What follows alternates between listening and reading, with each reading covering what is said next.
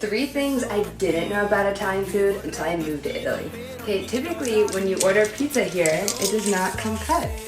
When bread comes with your meal, it does not come with oil like it does in the States. Although fettuccine alfredo was invented in Rome, it's really only popular in America. Make sure to like and follow for part 2.